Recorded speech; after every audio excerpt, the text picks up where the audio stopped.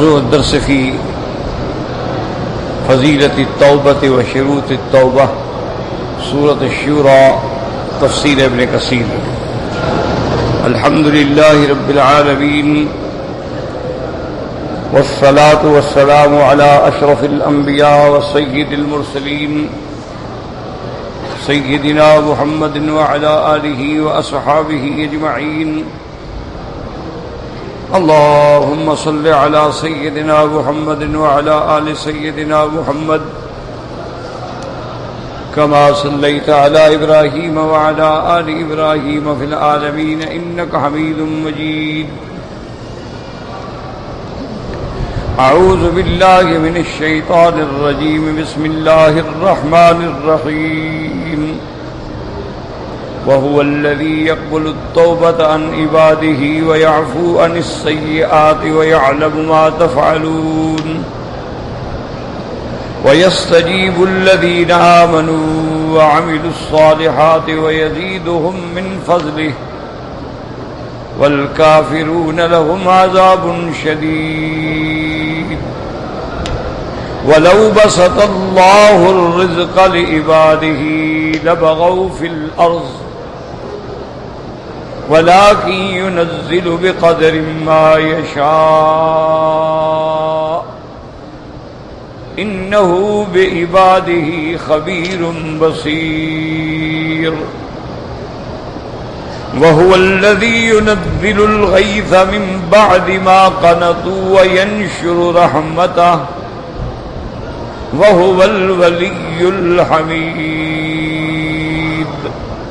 قال المؤلف والمفسر رحمه الله تعالى أدام النفع بعلومه وعلومكم في الدارين آمين إلى أن قال وقوله تبارك وتعالى ويستجيب الذين آمنوا وعملوا الصالحات. قال السدي يعني يستجيب لهم.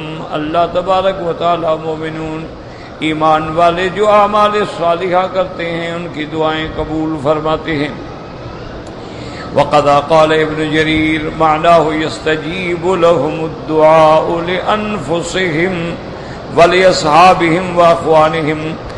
حضرت مفسر ابن جریر رحمۃ اللہ علیہ فرماتے ہیں کہ اللہ اپنے مومن بندوں کی دعائیں جو ہیں ان کی ذات کے بارے میں، ان کے رشتہ داروں کے بارے میں، ان کے دوستوں کے بارے میں بھی قبول فرماتے ہیں.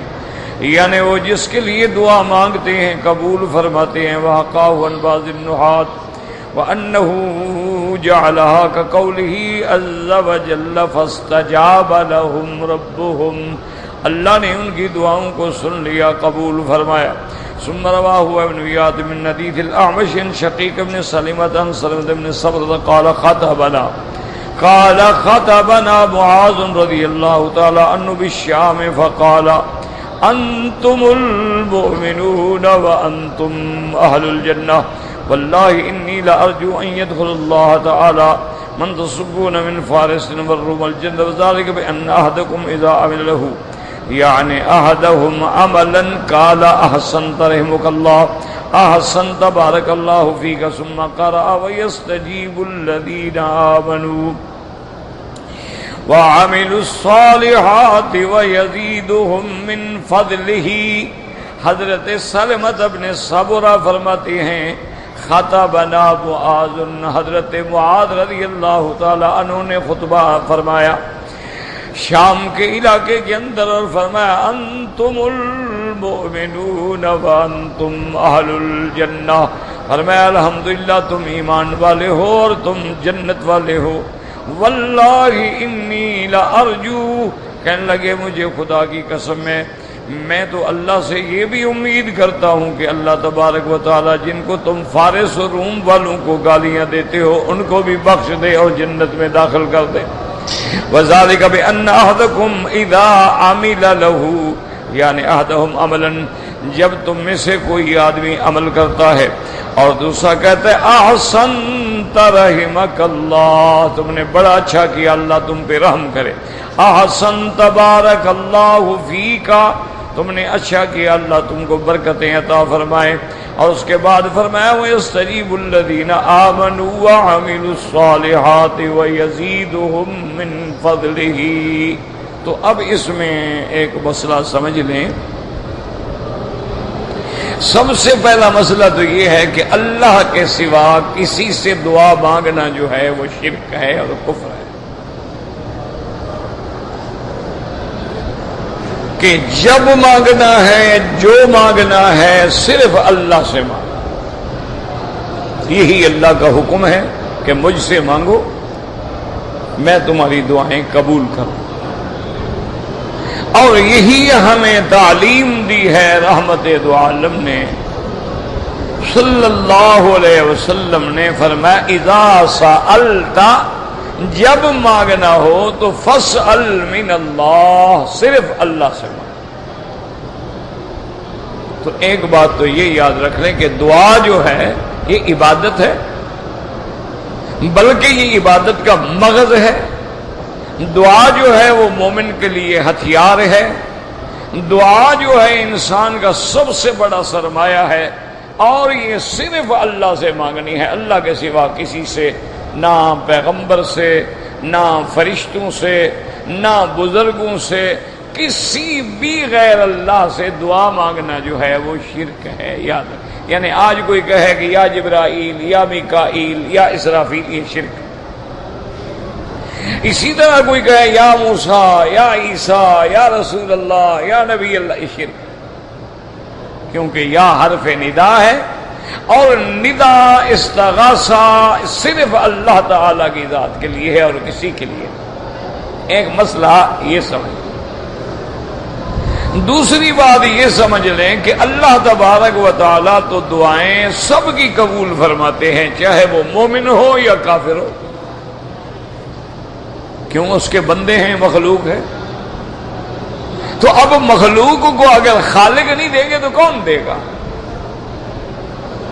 ایک یہ بھی مسئلہ سمجھ لیں کہ دعا جو ہے وہ اللہ سب کی سنتے ہیں، اس کے لیے یہ ضروری نہیں ہے کہ وہ ایمان والا ہو، کافر بھی مانگتے۔ اسی لیے قرآن پاک میں یہ بات موجود ہے، یعنی کسی چھوٹی موٹی کتاب کی بات نہیں، قرآن کی بات ہے۔ اللہ نے خود فرمایا ہے کہ جب کافر کشتیوں میں سوار ہوتے ہیں اور کشتی ڈوبنے لگ جاتی ہے، دعوا اللہ مخلصین لہ الدین، پھر خالص اللہ کو پکارتے ہیں کہ یا اللہ اب تو نجات۔ اللہ فرماتے ہیں ہم ان کی بھی سن لیتے اور ان کو نجات بھی دے دیتے ہیں۔ فلما نجاہم الی البر، جب ہم ان کی کشتیوں کو کنارے پہ لگا دیتے ہیں، خشکی میں آ جاتے ہیں، اب وہ شرک شروع کر دیتے ہیں۔ تو اللہ تو کافروں کی بھی سنتے ہیں۔ اچھا، سب سے بڑا کافر، سب سے بڑا مردود، سب سے بڑا ملعون جو ہے وہ تو ابلیس ہے، جو سب سے پہلے ملعون ہوا، اللہ کی رحمت سے ہٹایا گیا، مردود ہوا، اور جس پر قیامت تک مسلسل اللہ کی لعنت ہے۔ لیکن شیطان نے بھی دعا مانگی تو اللہ نے قبول کر لی۔ اب شیطان نے بھی تو اللہ سے دعا مانگی ہے نا کہ یا اللہ مجھے مہلت دے دو، میری عمر اتنی لمبی کر دو، اس دن تک جس دن لوگ قبروں سے اٹھیں گے۔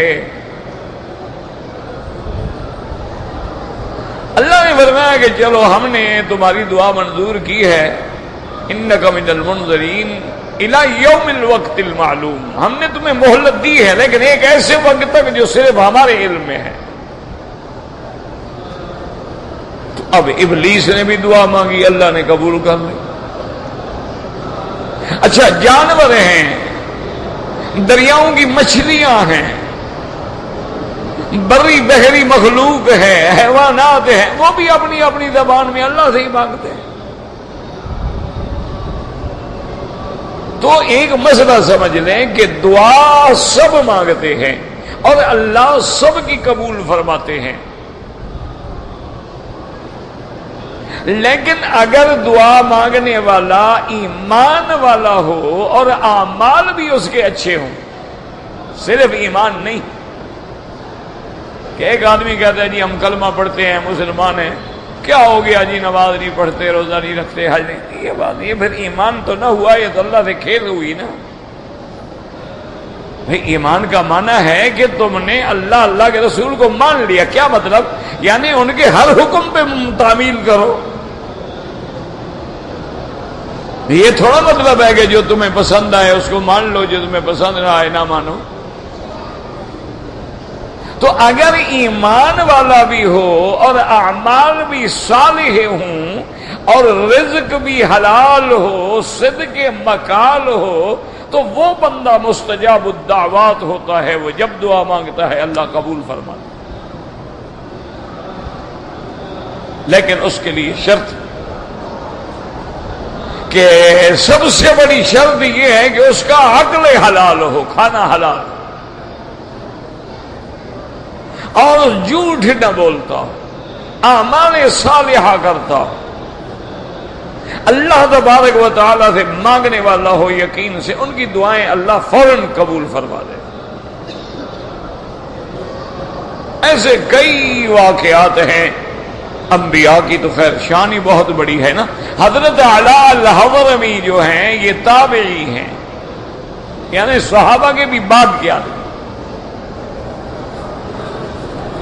آپ ایک لشکر کے ساتھ کافروں سے جہاد کے لیے جا رہے تھے، ایک ایسے مقام پر آپ سفر میں پہنچے، اللہ کی قدرت ہے کہ وہ ایسا صحرا تھا کہ آپ راستہ بھول گئے، اور اس صحرا میں آنے کے بعد معلوم ہوا کہ یہاں تو میلوں تک پانی نہیں ہے۔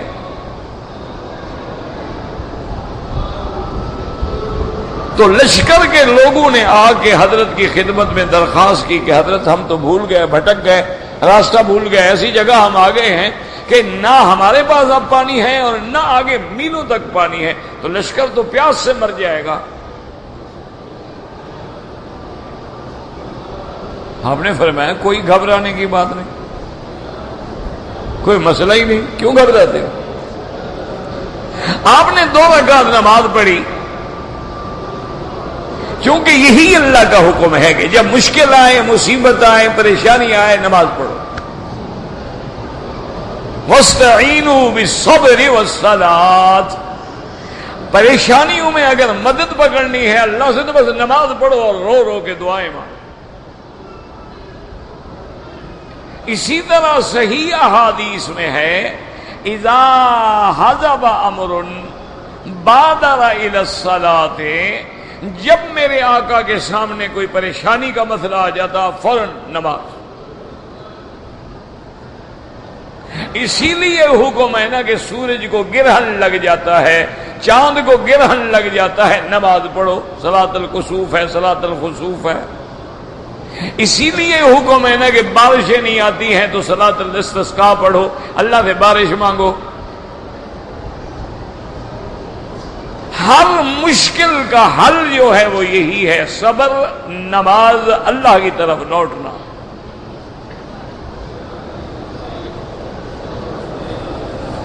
تو حضرت علی الحضرمی رحمت اللہ علیہ نے 2 رکعت نماز پڑھی اور اس کے بعد ہاتھ اٹھایا، درود شریف پڑھا، اور اللہ کے اسماء ہیں یا علی یا عظیم یا علیم یا حلیم، یا علی یا عظیم یا علیم یا حلیم، یا علی یا عظیم یا علیم یا حلیم، اللہم انزل علینا الغیث ولا تجعلنا من القانتین۔ تو ساتھی کہتے ہیں ابھی آپ نے ہاتھ نہیں گرائے تھے دعا کے کہ بارش زور سے آ گئی، بادل جوش میں آ گئے، بارش برس گئی، ہم سب نے پانی کے برتن بھی بھر لیے اور پانی بھی ذخیرہ بھی کر لیا، اور سب نے ماشاءاللہ مبارکن آسمان سے تازہ آیا ہوا پاک پانی جو ہے وہ استفادہ کر لیا۔ اتنی سی دعا۔ تو اس لیے ہمیشہ یاد رکھیں، آدمی مومن بھی ہو اعمال بھی صالحہ ہوں اور حرام سے بھی بچنے والا ہو، اس کی دعائیں جو ہیں پھر وہ اللہ کی رحمت سے فوراً قبول ہوتی۔ اور تیسری بات یہ سمجھ لیں کہ اللہ نے کچھ مواقع ایسے رکھے ہیں اور کچھ اوقات ایسے رکھے ہیں جن میں دعا قبول ہوتی ہے۔ آپ جیسے اللہ کے حرم میں ہیں، سب سے اہم جگہ جو ہے وہ ملتزم ہے، یعنی حجر اسود سے لے کر دروازہ مبارک کی لکڑی تک، یہ جو درمیان میں تھوڑی سی 1 میٹر جگہ ہے، یہاں پر جو آدمی اللہ سے یقین سے دعا مانگے گا وہ کبھی بھی رد نہیں ہوتی۔ تمام محدثین نے لکھا ہے کہ ہمارا تجربہ ہے کہ جب بھی ہم نے ملتزم پہ کھڑے ہو کے دعا کی، اللہ نے قبول فرمائی۔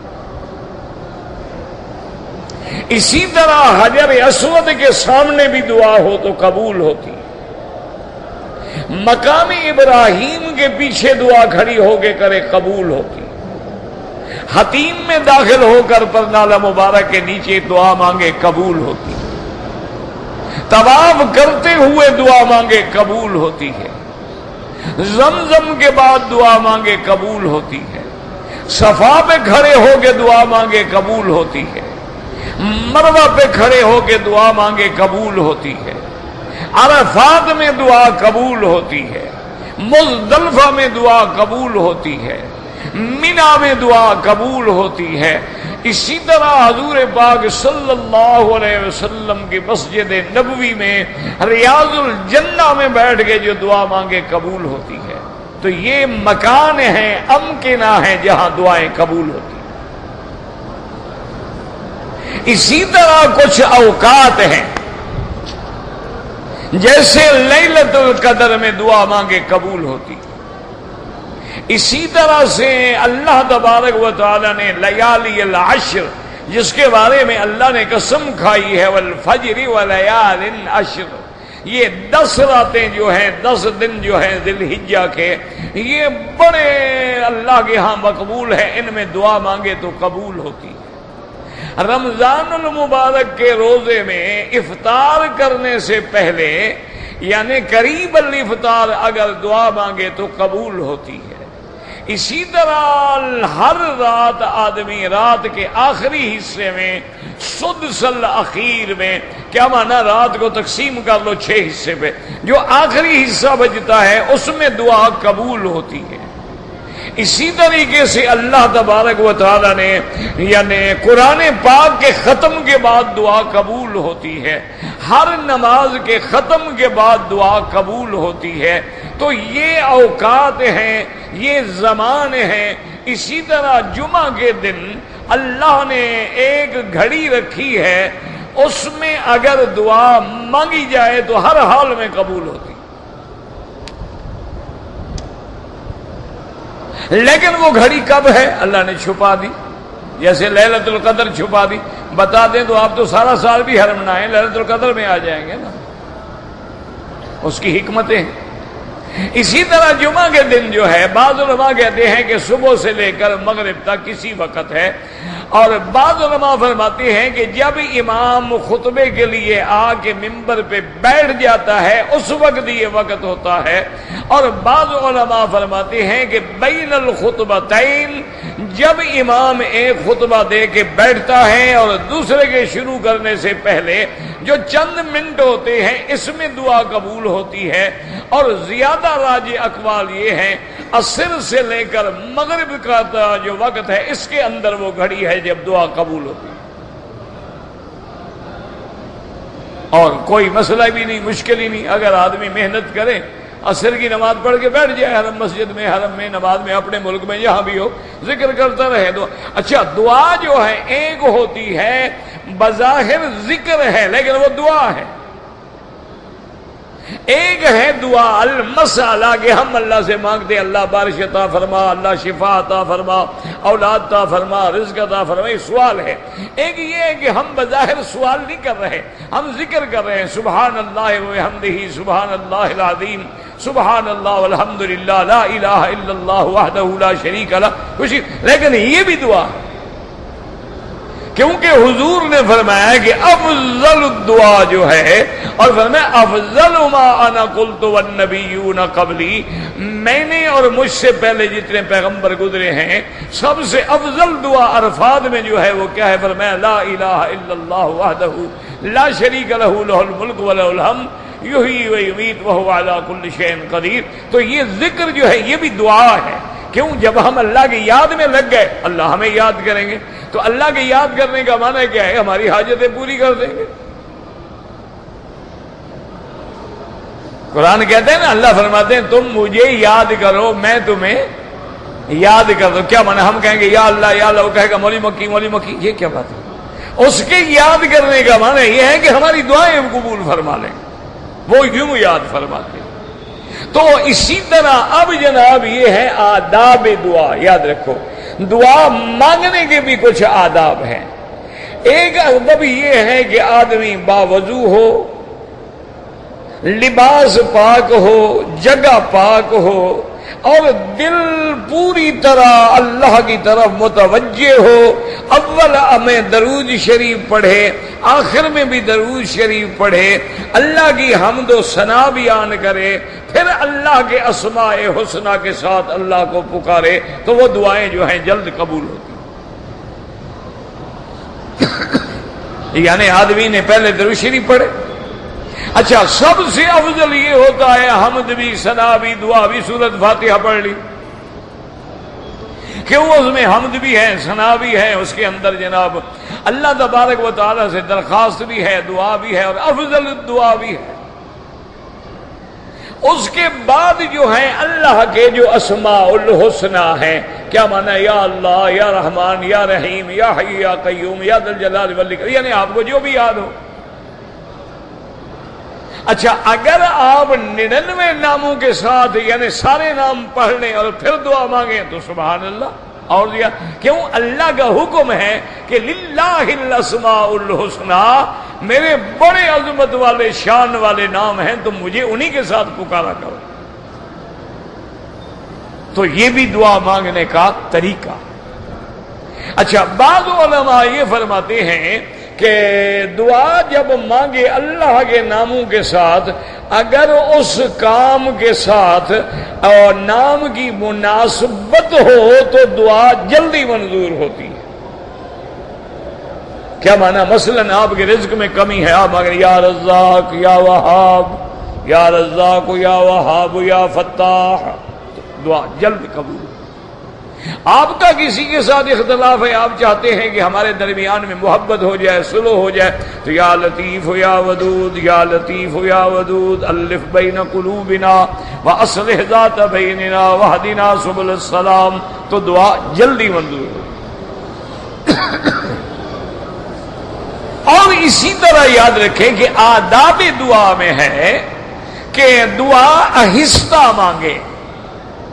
کیوں؟ یہ اللہ کا حکم ہے، ادعوا ربکم تضرعا وخفیۃ، جب اپنے رب کو پکارو عاجزی سے، آہستگی سے، کیونکہ وہ ہر چیز سننے والا ہے، جاننے والا ہے، تیرے دل کے بھیدوں کو بھی جاننے والا ہے، چیخنے کی ضرورت نہیں۔ یہ جو آج کل رواج بن گیا ہے ہمارے ہاں حرم میں، طواف میں، صفا مروہ میں، ایک آدمی آگے دعائیں پڑھ رہا ہے اور پیچھے شور مچا رہے ہیں، اور عورتیں بھی چیخ چیخ کے زور زور سے، تو ناجائز ہے، منع ہے۔ یہ کوئی دعا مانگنے کا طریقہ نہیں۔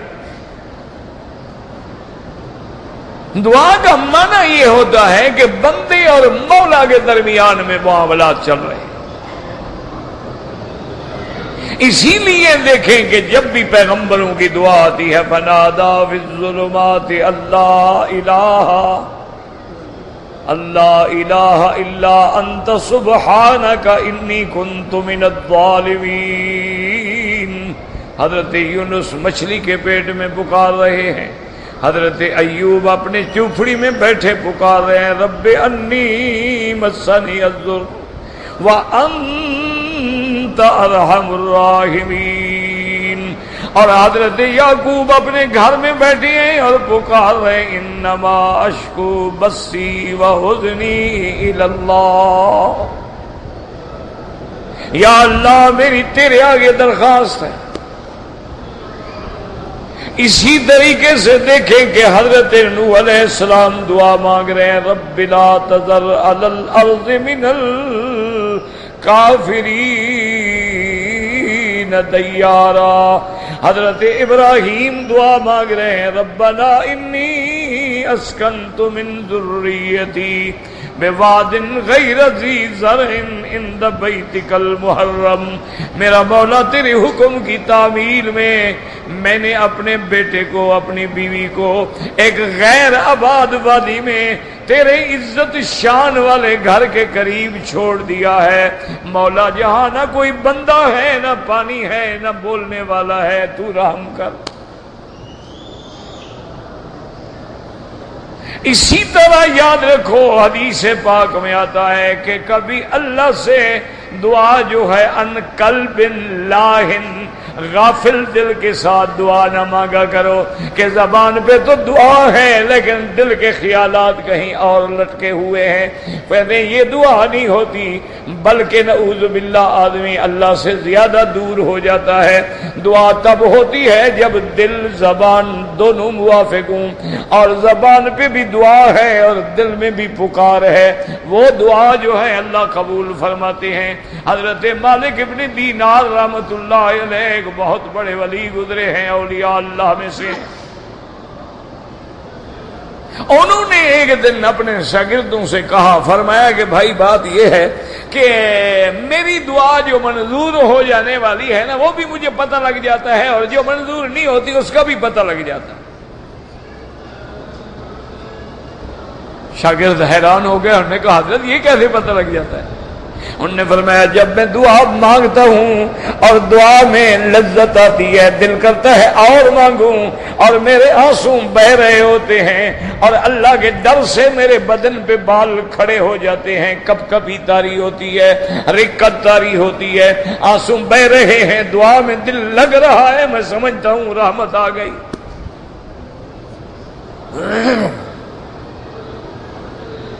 اور اگر میں دعا کرتا ہوں نہ دل میں رکت ہے، نہ آنکھوں سے آنسو بہتے ہیں، اور نہ اس دعا مانگنے میں کوئی حلاوت مل رہی ہے، تو میں سمجھتا ہوں اللہ ناراض ہے، آج دعا قبول نہیں ہوئی.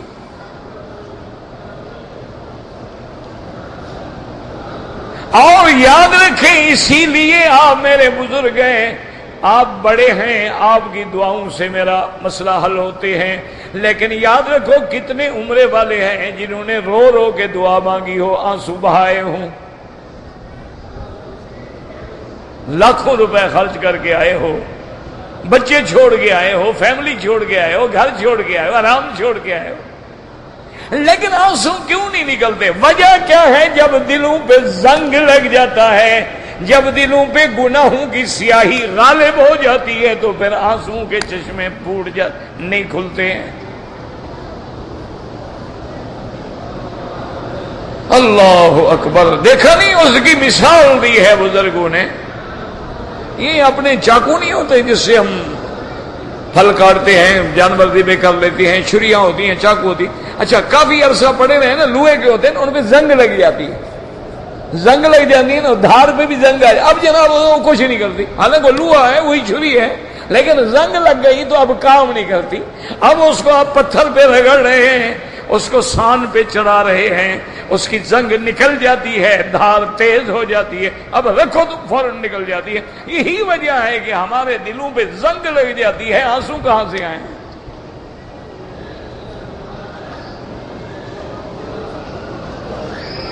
اور اسی طرح حضور نے فرمایا یاد رکھو کبھی دعا کسی قطیعت الرحم کے لیے بھی نہ مانگنا، اللہ تبارک و تعالیٰ ناراض ہوتے ہیں. کیا مانا؟ اپنے رشتہ داروں کی بربادی، فلانا ہلاک ہو جائے، فلانا برباد ہو جائے، فلاں کا رشتہ نہ ہو، فلاں کا جھگڑا ہو جائے، فلاں کے اندر اختلاف ہو جائے، یہ دعا مانگو تو مولا کو جلال آتا ہے، قبول نہیں ہوتی. اور فرمایا اسی طرح ما لم يدعو بإثم ولا قطيعة رحم، اور اگر تم دعا گناہ کی مانگو فلاں لڑکی سے میرا عشق کامیاب ہو جائے، فلاں لڑکی میری طرف مائل ہو جائے، میں چوری پہ جا رہا ہوں کامیابی ہو جائے، میں ڈاکہ مارنے جا رہا ہوں کامیابی ہو جائے، تو یہ اللہ کے غضب کو دعوت دینے والی بات ہے، یہ دعا نہیں ہے، یہ تو بلکہ اللہ کے ساتھ نعوذ باللہ استہزاء ہے۔ اسی لیے یاد رکھیں کہ دعا جو ہے اس سے بڑا ہتھیار کوئی ہے ہی نہیں دنیا میں۔ اسی لیے حدیث میں ہے کہ الدعاء سلاح المومن، دعا جو ہے وہ مومن کا ہتھیار ہے۔ حضرت تاج محمود امروٹی ہوتے تھے، بزرگ تھے، میں نے زیارت نہیں کی، میرے بزرگوں سے تعلقات تھے ان کے، میرے والد صاحب سے، لیکن مجھے زیارت نصیب نہیں ہوئی۔ سندھ سے تھے، مشہور ہے امروڈ شریف، اب بھی وہ جگہ موجود ہے، رحمت اللہ علیہ، اللہ تبارک و تعالیٰ کے بندے ہیں، اللہ تعالیٰ کے بزرگ تھے، اور بڑی طبیعت میں جلال بڑا تھا، غصہ بڑا آتا تھا۔ تباہے ہوتے ہیں نا، بعض آدمی غصہ، بعض آدمی بالکل نرم ہوتے ہیں۔ تو اتفاق ایسا ہوا، ایک دفعہ تو واقعہ ایسا ہوا کہ آپ کے خلاف مقدمہ تھا، اور جس جج کے پاس مقدمہ تھا وہ انگریز تھا۔ اچھا، اور مقدمہ بھی اللہ معاف کرے بغاوت کا، کیوں؟ جو علماء حق تھے وہ کافروں کے تو باغی تھے ہی تھے۔ یہ جو کافروں کی خوشامدی ہوتے ہیں یہ عالم تھوڑے ہوتے ہیں۔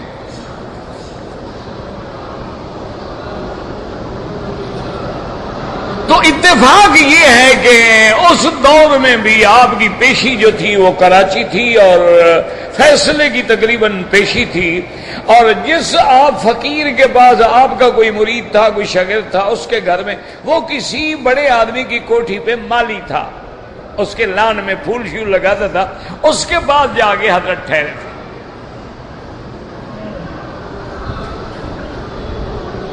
تو جب رات کو حضرت بیٹھے تھے عشاء کی نماز کے بعد، تو وہ جو مالی تھا نا وہ آیا، اس نے کہا حضرت مجھے آپ کی طبیعت سے ڈر تو لگتا ہے، یہاں ساتھ کی کوٹھی میں ایک آدمی ہے، اس کی بیوی کو بیچاری کو شدید تکلیف میں مبتلا ہے، ڈاکٹر علاج کر چکے ہیں، پریشان ہو گئے ہیں، کوئی فائدہ نہیں ہوتا ہے۔ آج اس اللہ کے بندے نے آپ کو شاید آتا ہوا دیکھا اس راستے سے، اس کے دل میں بھی خیال آ گیا، مسلمان بھی نہیں ہے وہ، انہوں نے کہا حضرت میں آپ کو سچی بات بتا دوں۔ تو اس نے آدمی بھیجا ہے اس کوٹھی کے مالک کے پاس کہ تمہارے گھر میں میں سنا ہے کہ کوئی مسلمان پادری آیا ہوا ہے، وہ بزرگ آیا ہوا ہے، تو میرا بڑا پریشانی کا مسئلہ ہے، میرے لیے دعا کروا دو۔ تو انہوں نے کہا حضرت اگر مہربانی کریں تو ہماری عزت رہ جائے گی۔ آپ نے فرمایا اچھا چلو بھائی۔ تو حضرت اس کے ساتھ چلے گئے آگے، وہ کافر تھا، وہ تو انگریز تھا، جس کی کوٹھی، جس کی بیوی بیمار تھی۔ تو بہرحال وہاں جب آپ گئے تو اس نے کہا جی کہ آپ، میں بیوی میری بیچاری چل تو نہیں سکتی ہے، اس کے کمرے میں چلے جائیں۔ فرمایا ہاں ہاں، اس کے اوپر کپڑا ڈال دو تاکہ مجھے اس کا کوئی بدن کا کوئی ذرہ بھی نظر نہ آئے۔ انہوں نے کہا ٹھیک ہے، کپڑا ڈال دیا، حضرت چلے گئے، کمرے میں کھڑے ہو گئے، پتہ نہیں کچھ پڑھتے رہے، اللہ عالم کیا پڑھا۔ اس کے بعد داڑھی پکڑی اور کہنے کہ اللہ میاں کوئی عمل تو ہے نہیں، بس سفید داڑھی کی لاج رکھ رہے ہیں، کافروں کو بھی پتہ ہے کہ شاید میں بزرگ ہوں، تو چلو لاج رکھ لیں ہماری، بس یہ کہیں کہ نکلے۔ اور 15-20 منٹ کے بعد وہ انگریز بھاگا، اس نے کہا میری بیوی تو اٹھ کے بیٹھ گئی، وہ درد بھی ختم ہو گیا، ٹھیک ہو گیا، وہ تو چل پھر رہی ہے۔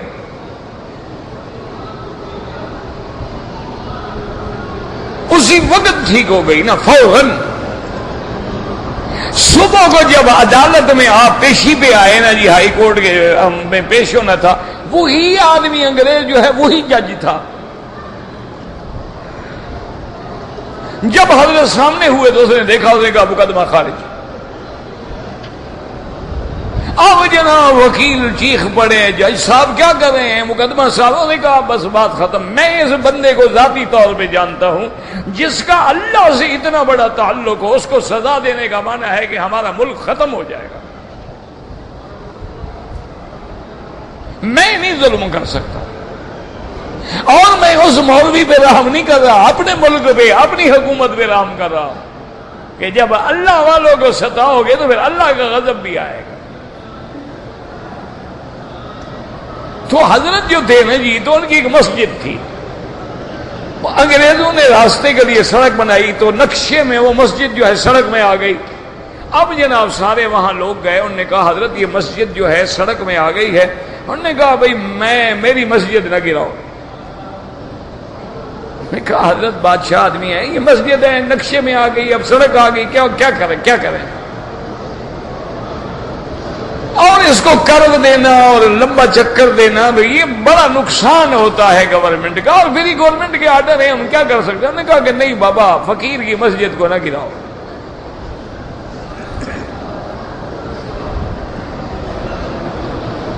اب انگریز کا دور تھا، وہ تو جناب جوش میں آ گئے، انہوں نے تو وہاں اپنی آرمی بھیج دی، انہوں نے کہا اڑا دو مسجد کو بھی اور مولوی کو بھی اور سب۔ کوئی افسر اچھا تھا، اس کے دل، وہ بھی انگریز تھا لیکن انگریز عقل والے تو تھے نا، وہ حضرت کے پاس آیا، اس نے کہا مولوی صاحب کیا کر رہے ہو؟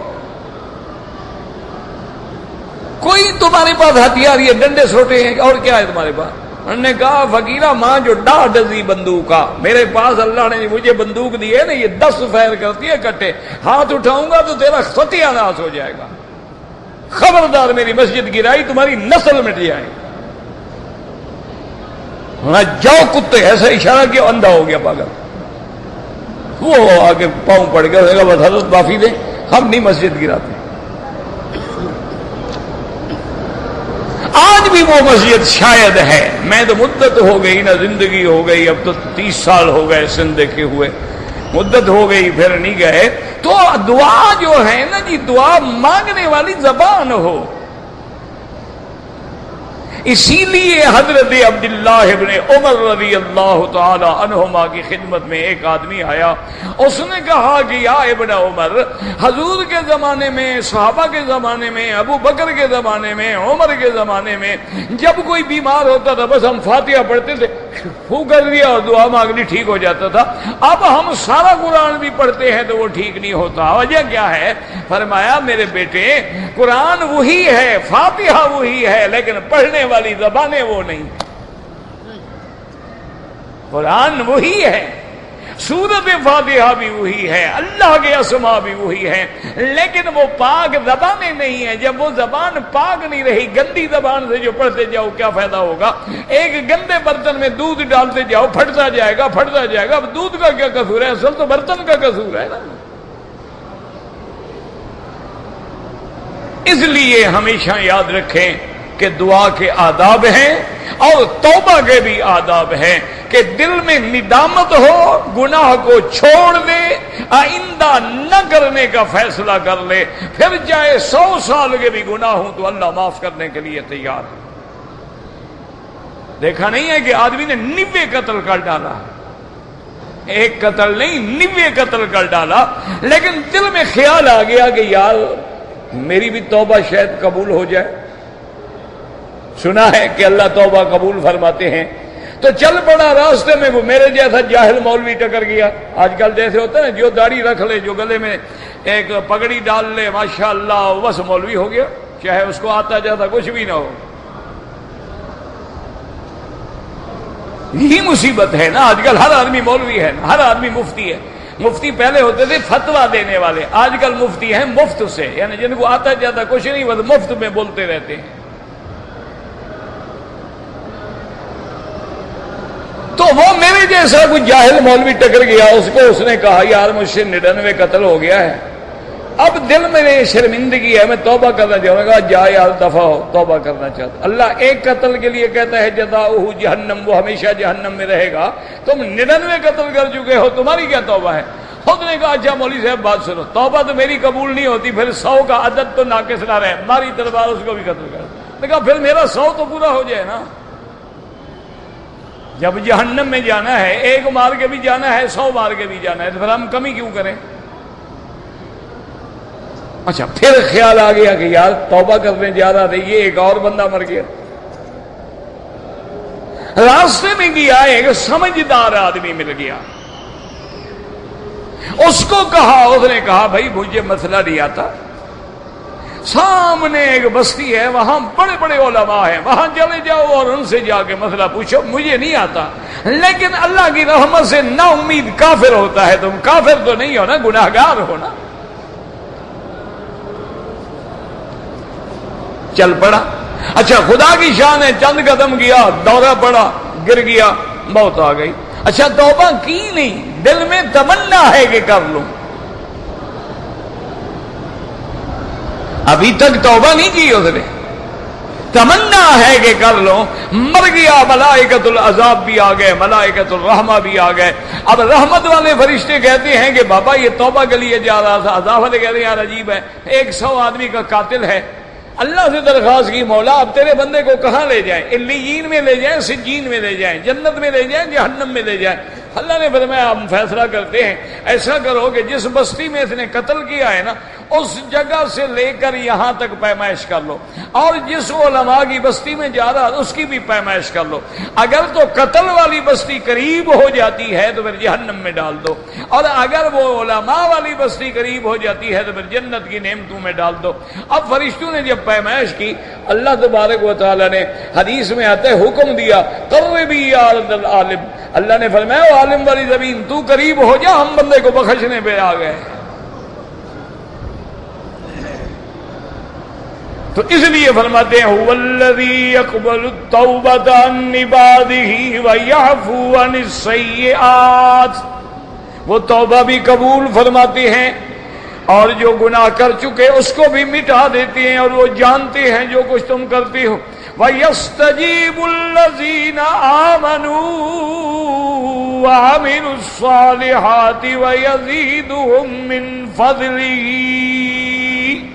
اور اللہ قبول فرماتے ہیں دعا ایمان والوں کی، اور بھی بڑھا دیتے ہیں، جو تم نے مانگا نہیں وہ بھی دے دیتے ہیں۔ وَالْكَافِرُونَ لَهُمْ عَذَابٌ شَدِيدٌ، اور جو کافر ہیں ان کے لیے عذاب دردناک ہے۔ مسلمان ہو، ایمان والا ہو، جو بھی مانگتا ہے اللہ تبارک و تعالی اس کی دعا سنتے ہیں اور دعا قبول فرماتے ہیں۔ لیکن یاد رکھیں گناہ کی دعا بھی نہ مانگیں، قطیع رحم کی دعا بھی نہ مانگیں، اللہ کے رسول کے فرمان کے خلاف بھی دعا نہ مانگیں، اور دعا خالص اللہ سے مانگیں، اللہ تبارک و تعالی قبول فرماتے ہیں۔ دعا کریں کہ اللہ ہمارے حال پہ بھی رحم فرما دیں، اور اللہم انا نسألک رضاک والجنت ونعوذ بک من سخطک والنار، اللہم انا نعوذ بک من علم لا ينفع وعن قلب لا يخشع وعن نفس لا تشبع وعن عین لا تدمع وعن دعوة لا يسمع واعوذ بک من هؤلاء الاربع۔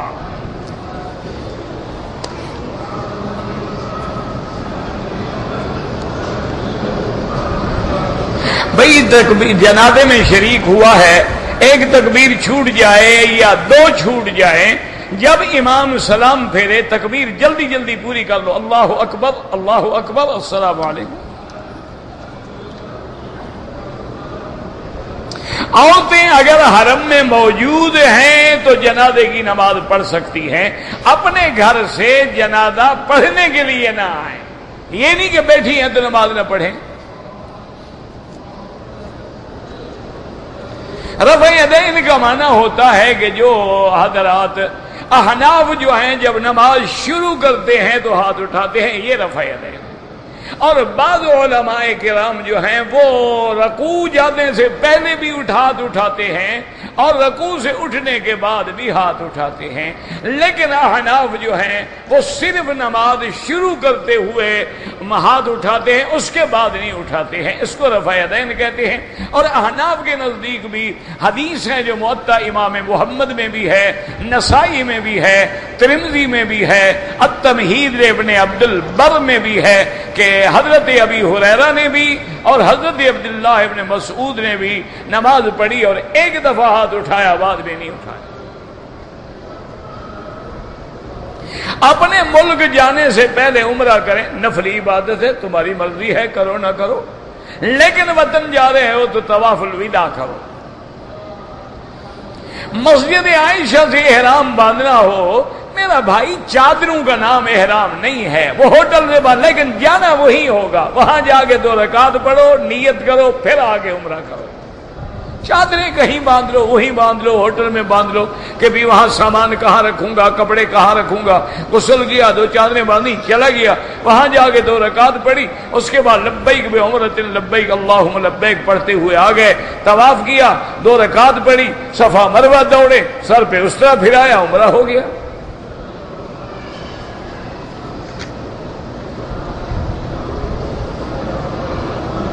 کہتے جی کہ آپ کی آواز جو ہے، بعض عورتیں درس سننا چاہتی ہیں لیکن آواز نہیں پہنچتی، اس کا ایک ہی علاج ہے کہ اللہ سے دعا کریں کہ اس چیز کا انتظام ہو جائے۔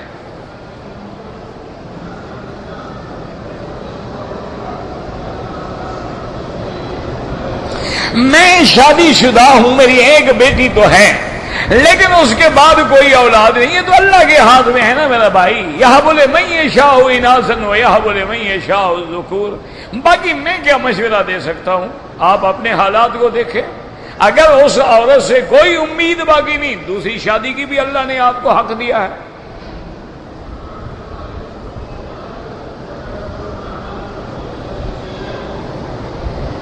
اگر ایک آدمی نے شادی کی ہے تو اپنی بیوی سے کتنا عرصہ جدا رہے، 6 مہینے سے زیادہ نہ رہے۔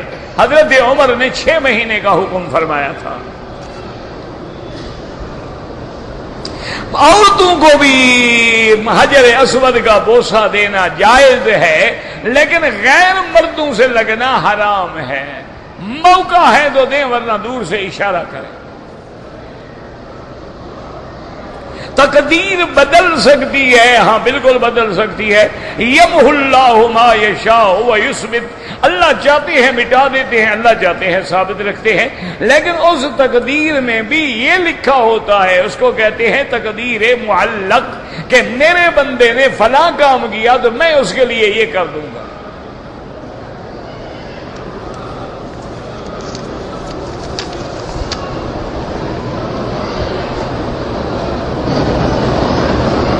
نماز فرض کے بعد سنت اور نفل جو ہے وہ اپنے گھر میں پڑھنا افضل ہے، لیکن گھر میں تصویریں ہیں، تصویریں ہٹا دو، یہ آپ کے ہاتھ میں ہے، کون سا مشکل مسئلہ ہے بھائی؟ بہرحال سنت اور نفل گھر میں افضل ہے، لیکن مسجد میں بھی پڑھو تو جائز ہے۔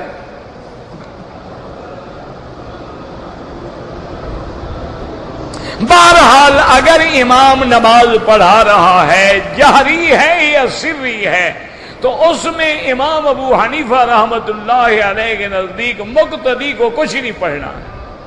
امام احمد ابن حنبل رحمت اللہ علیہ فرماتے ہیں کہ جہری نمازوں میں جب امام قرآن زور سے پڑھتا ہے تو مقتدی نہ پڑھے، البتہ سری نمازوں میں پڑھ سکتا ہے۔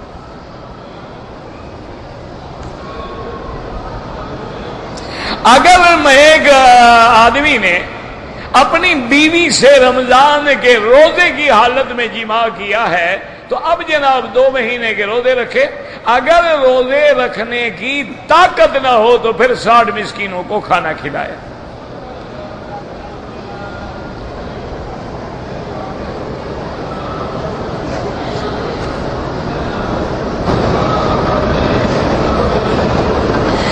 بس دعا کریں اللہ ہماری اولاد سے، ہماری نسلوں سے بھی یہ کام لے لیں، اللہ کے آگے وما ذلک علی اللہ بعزیز۔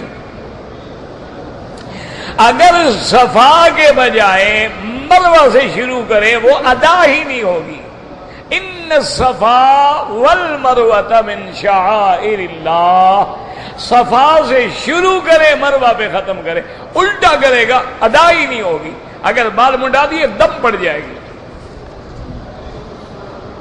رکن یمانی جو ہے یہاں بھی دعا قبول ہوتی ہے، اللہ کے فرشتوں کی ڈیوٹی ہے جو آمین کہتے ہیں، اور میرے آقا نے بھی اپنا دایاں ہاتھ سے استلام فرمایا ہے۔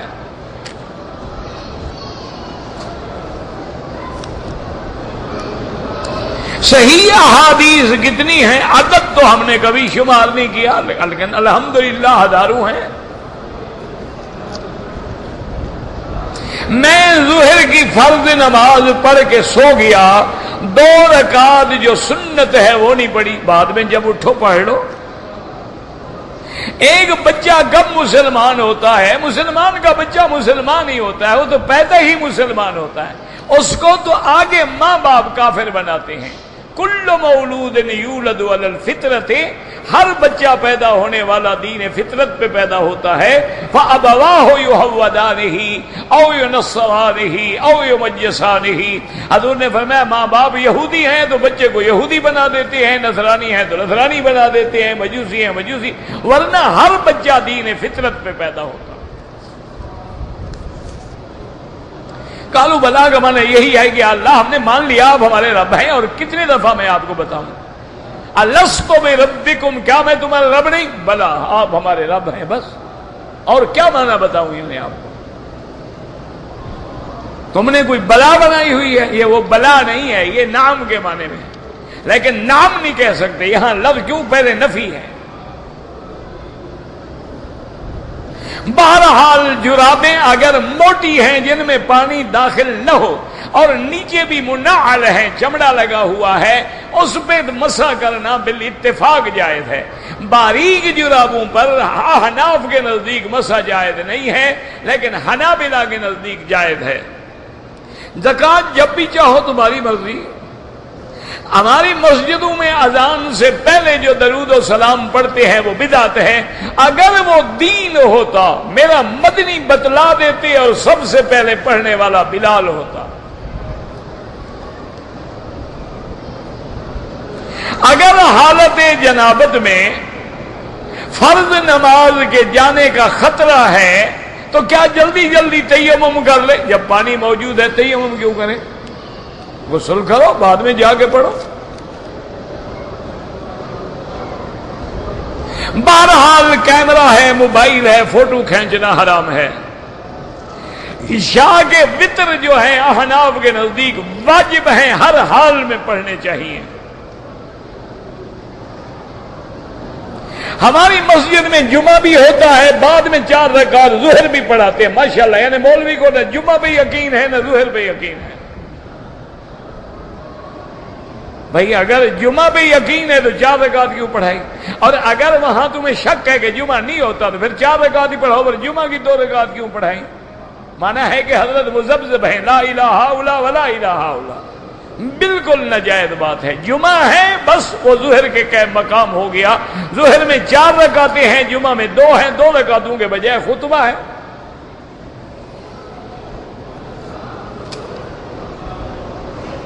کہتے جی کہ احرام کی حالت میں 8-10 چونٹیاں مر گئیں، کچھ نہیں ہوتا۔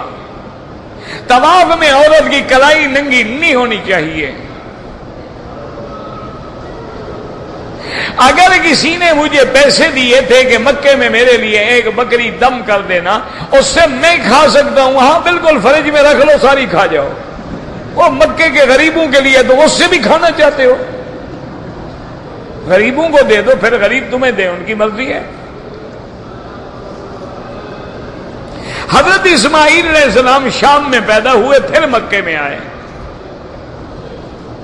جمعہ کی نماز میں پہلے 4 سنتیں، بعد میں 4 یا 6۔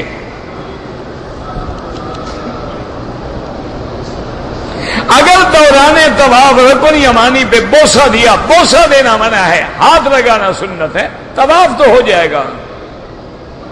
اگر ایک آدمی نے طواف کر لیا، صفا مروہ دوڑ لیا، اپنے بال خود اگر بلیڈ پھیر دے، بالکل جائز ہے۔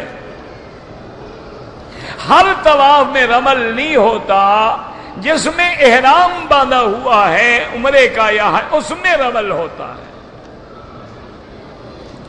اور کندھا نکالنا جو ہے پہلے 3 چکروں میں ہے، بعد میں کوئی ضروری نہیں۔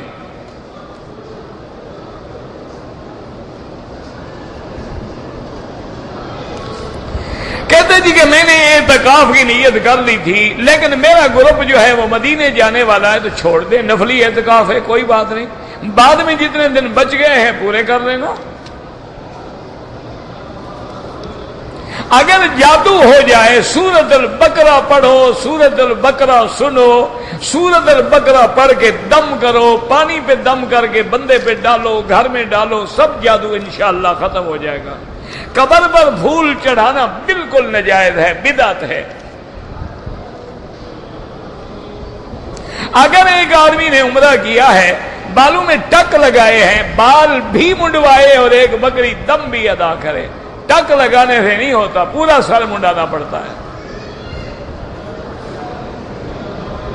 انگوٹھے چومنا جو ہے بالکل بدعت ہے، نہ حدیث میں ہے، نہ کسی صحابہ نے کبھی انگوٹھے چومے ہیں، اور ویسے بھی اللہ نے تمہیں عقل دیا ہے کہ اب جب حضور کا نام ہے، انگوٹھے تو اپنے چوم رہے ہو اور احسان محمد مصطفیٰ پہ کر رہے ہو، نہ کوئی عقل بھی ہے کہ نہیں؟ چلو جس نے حضور کا نام لیا اس کا منہ چوم لو، لیکن اپنے انگوٹھے چومنے کا کیا مطلب ہے؟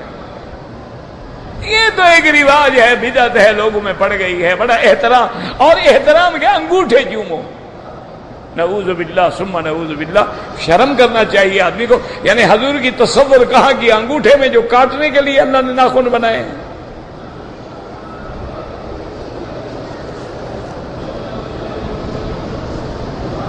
طواف میں اگر میں نے سجدے والی آیت پڑھ لی، طواف کر کے بعد میں سجدہ کر لو، 2-3 طواف اکٹھے کریں، بعد میں 2 رکعت پڑھ لیں، بالکل جائز ہے۔ مدینے پاک میں 40 نمازیں اللہ نصیب کرے، بڑی فضیلت ہے، اللہ اس کو نفاق سے اور آگ سے بری کر دیتے ہیں، لیکن نہ پڑھ سکے تو زیارت میں کوئی حرج نہیں۔ چاندی کی انگوٹھی پہننا جائز ہے، بالکل جائز ہے۔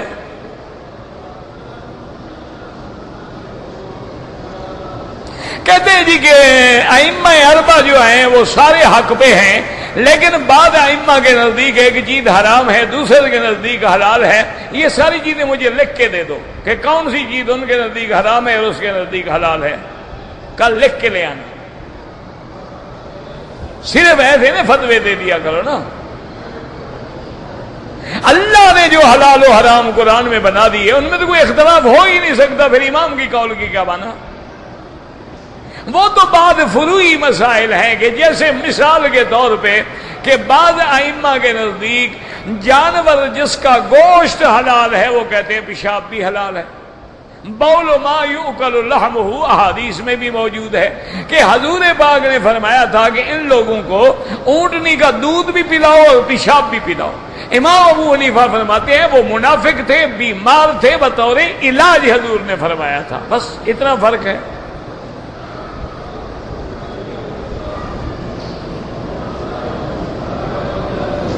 اگر ایک آدمی نے عمرہ کیا ہے، طواف کر لیا، صفا دوڑ لیا، 2 رکعت بھی پڑھی ہے اور پھر چلے گئے، دوبارہ نیت کر کے عمرے کی آگے، بعد میں پڑھ لے جب بھی یاد آئے، کوئی مسئلہ نہیں، 2 دن بعد بھی پڑھ لو۔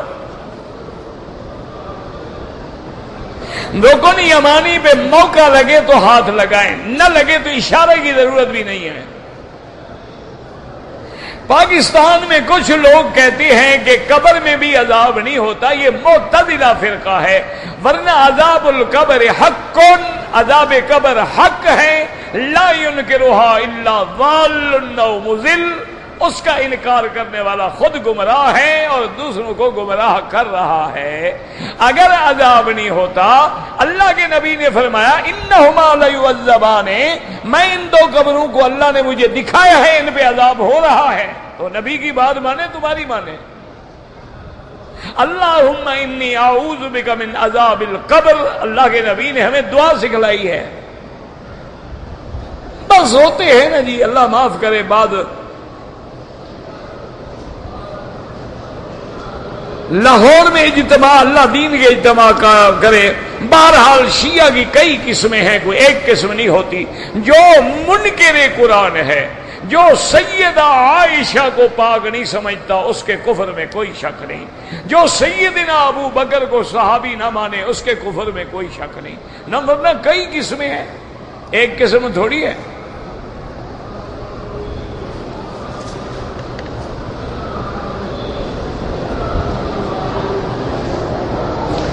جادو کا اثر جو ہے بتائے نا، سورۃ البقرہ پڑھو. نہیں، حضور نے خود جو فرما دیا ہے نا کہ جو دور سے پڑھے گا وہ سلام پہنچایا جاتا ہے. حضور نے فرمایا، مولوی مکی نے نہیں کہا. ان للہ ملائکۃ سیاحین فی الارض، حضور نے فرمایا اللہ کے ملائکہ ہیں، ان کی ڈیوٹی ہے کہ جو میری امتی دور سے درود پڑھے پہنچایا جائے، اور جو میرے مواجہہ میں پڑھے گا میں سنتا ہوں. یہ تو حضور کا فرمان ہے کہ مولوی کی بات تو نہیں ہے.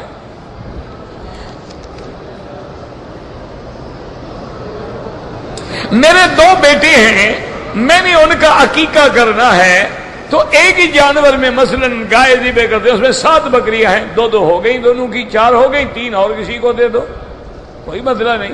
ضروری نہیں کہ الگ الگ جانور ہوں. اور عقیقہ بھی 7ویں دن ہوتا ہے یا 14ویں دن ہوتا ہے. اب بچے 20 سال کے ہو گئے، اب تمہیں عقیقہ یاد ہے، تو یہ کوئی عقیقہ نہیں.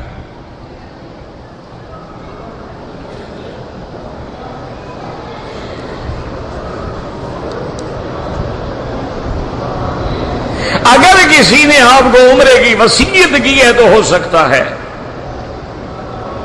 اگر میں نے عمرہ کر لیا ہے، مدینے پاک جاؤں گا، پھر مکے آؤں گا، ہر حال میں احرام باندھے. مدینہ میقات ہے، احرام نہیں باندھو گے دم پڑ جائے گی اور عمرے سے بھی محروم ہو جاؤ گے.